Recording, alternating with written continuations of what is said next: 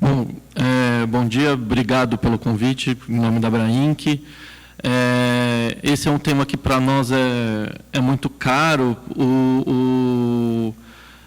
O programa habitacional do Minha Casa Minha Vida ele acabou sendo criado a muitas mãos, na verdade, e acho que o sucesso dele nesses anos todos se deve a isso. O mercado imobiliário participou do desenho do programa.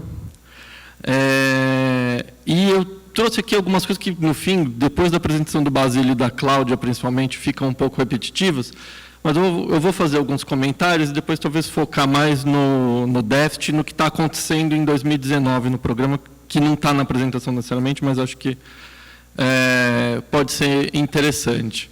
Então, o programa, ele, até 2018, contratou quase 2 milhões de faixa 1, enquanto no faixa 1,5, 2 e 3 milhões e 700 mil habitações, o que atinge aí quase 5 milhões e 600.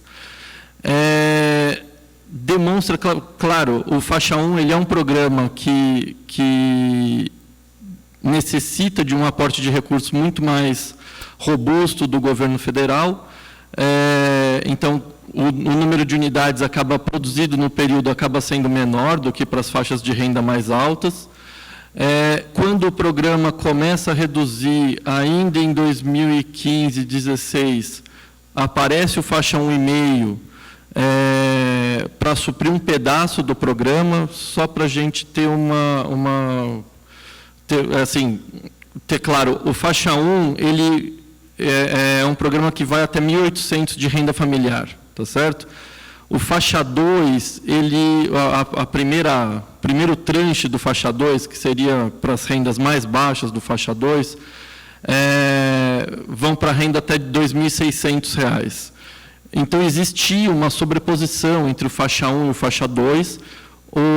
Historicamente, eu até vou avançar aqui, historicamente, esse daqui é um gráfico que até o ministro atual do Desenvolvimento Regional apresentou, só financiamento de faixa 1,5 e 2 do Minha Casa Minha Vida, de 2016 a 2018.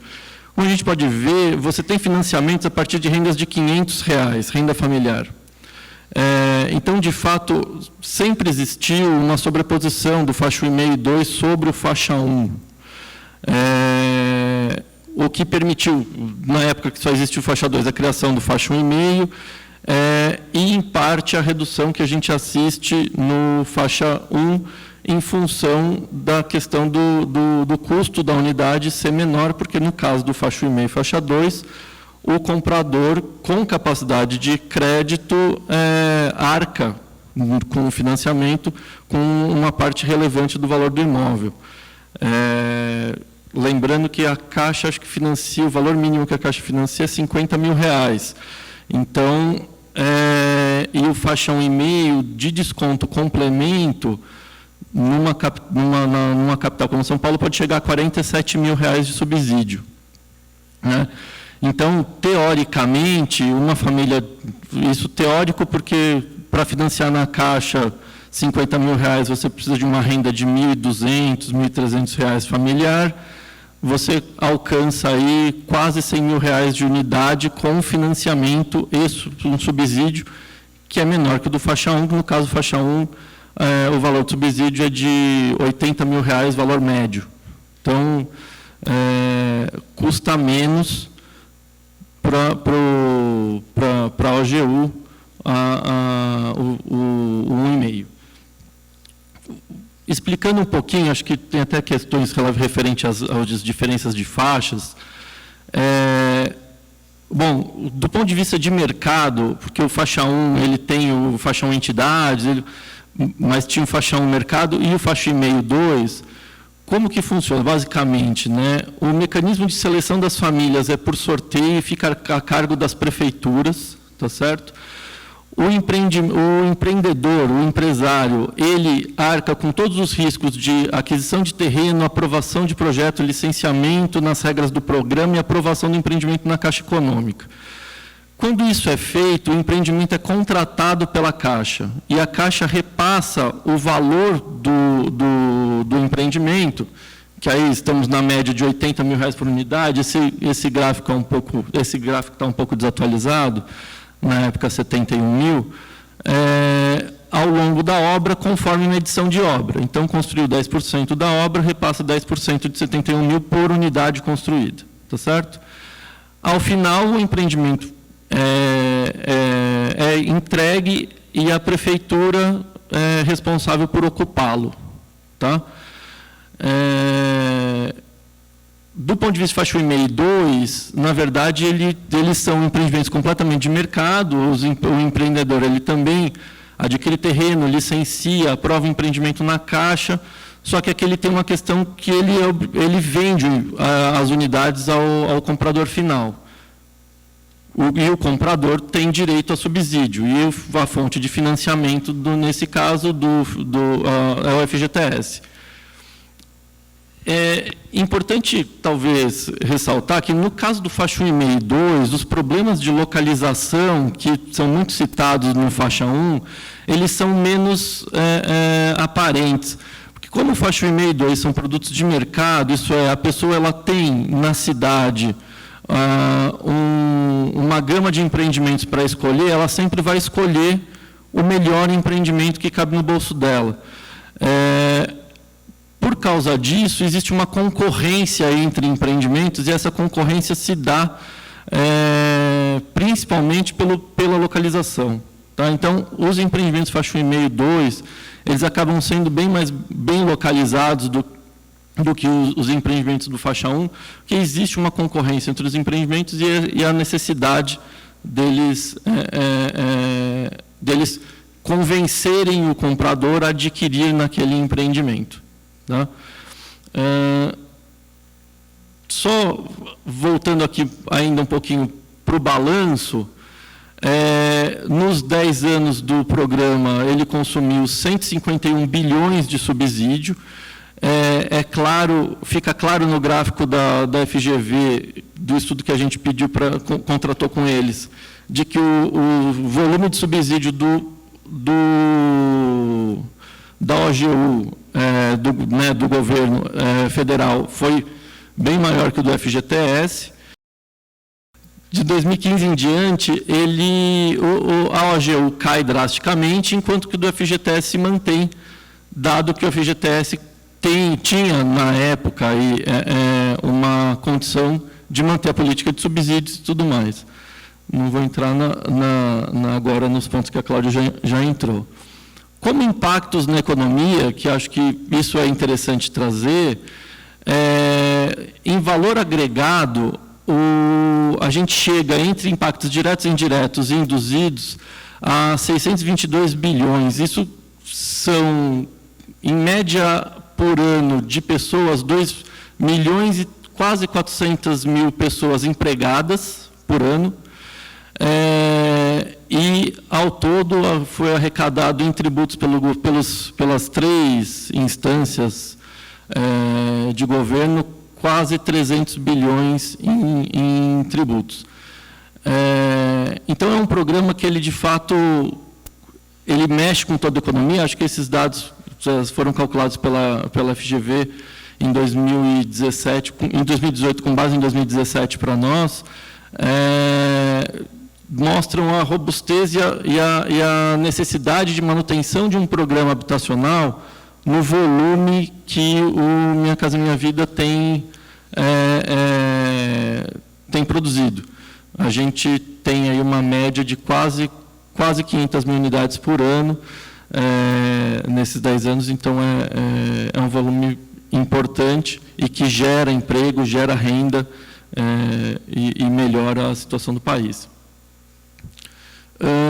Entrando na questão de déficit e demanda, esse é o déficit calculado pela FGV, no estudo que a gente contratou, que está lá no nosso site.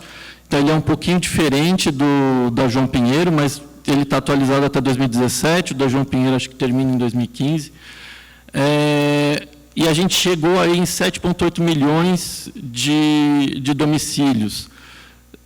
Um dado interessante é que, e acho que é por isso que o Basílio reforça a questão do sucesso do faixa 1,5, 2 e 3, é que 51% desse déficit está concentrado nas faixas de 1 a 3 salários, que são as faixas foco do faixa 1,5, 2 e 3, na verdade, né?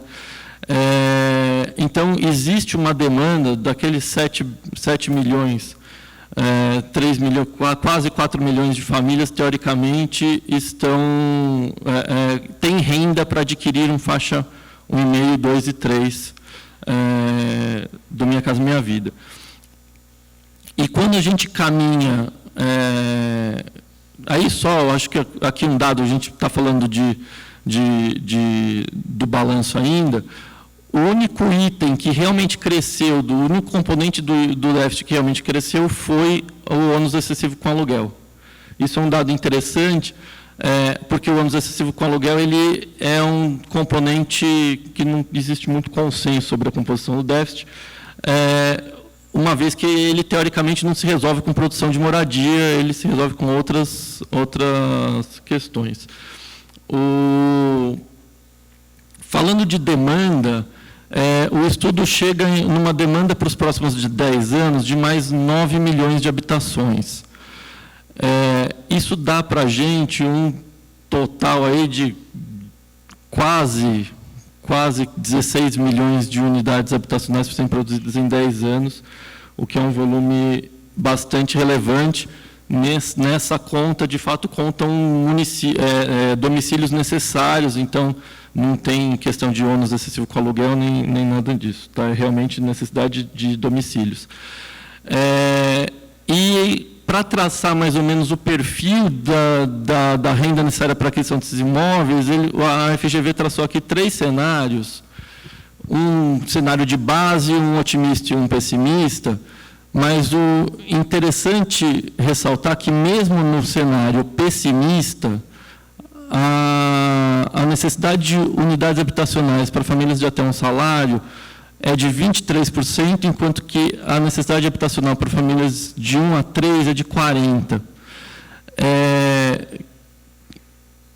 Aqui, eu acho que é importante ressaltar a importância do FGTS como fonte de financiamento para essas habitações, para essas faixas de renda. A gente está falando de um déficit muito grande atualmente, que mesmo que a gente retire completamente o ônus excessivo com aluguel, que são mais ou menos 3 milhões de famílias, dos quase 8 calculados, a gente ainda está falando de 5 milhões, e para os próximos anos a gente tem que produzir mais 9 milhões, dos quais 40% são focados nessas faixas de renda que precisam de financiamento, taxa de juros adequado, para elas e uma política de subsídios.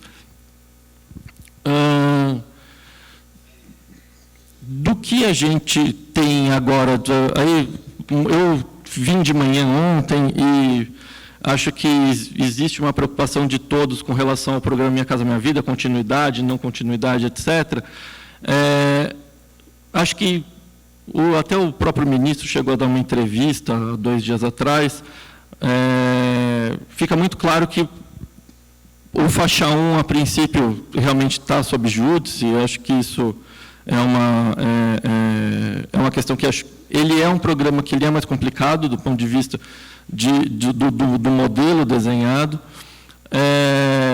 Mas, com relação ao programa do FGTS, a gente tem ouvido, até nessa própria entrevista do ministro, que existe uma intenção de mantê-lo, talvez até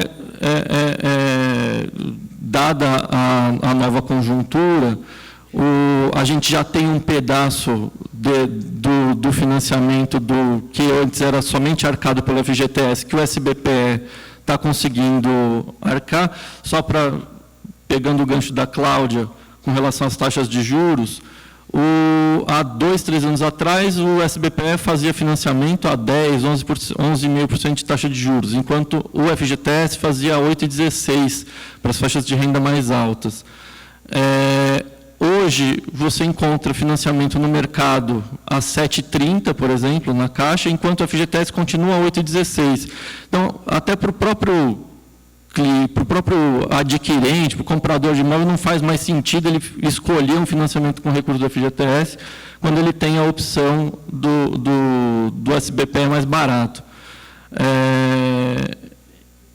E a gente tem, a Caixa está testando o financiamento em IPCA, que pode ser uma mudança de paradigma na questão dos financiamentos, porque ele inverte uma situação que, na nossa conta, sempre foi muito perversa, porque o componente de renda é calculado em função da taxa de juros. E a gente sempre teve uma taxa de juros alta com uma correção baixa, que é a TR. Né? Então, 7, 8, 16 mais TR, etc. Com a inversão, com o IPCA, você baixa essas taxas de juros para 4,25, 3,5, enquanto a correção é que vai atuar na parcela. O comprometimento de renda, então, passa a ser calculado em função de uma taxa de juros infinitamente menor. Só para vocês terem uma ideia, o faixa 1,5 é calculado com uma taxa de juros de 5%, mais TR. Hoje, o financiamento IPCA está com taxas de juros de 4,25, então, ele é muito inclusivo. Ainda existe uma questão de comprometimento de renda. No caso do financiamento em TR, a Caixa calcula com 30%, e no financiamento IPCA calcula com 20%, então você basicamente está atingindo a mesma família, mas com estabilidade econômica, a gente pode caminhar para um financiamento em IPCA com um comprometimento de renda mais alto, e aí, de fato, incluir as famílias. Era isso, obrigado.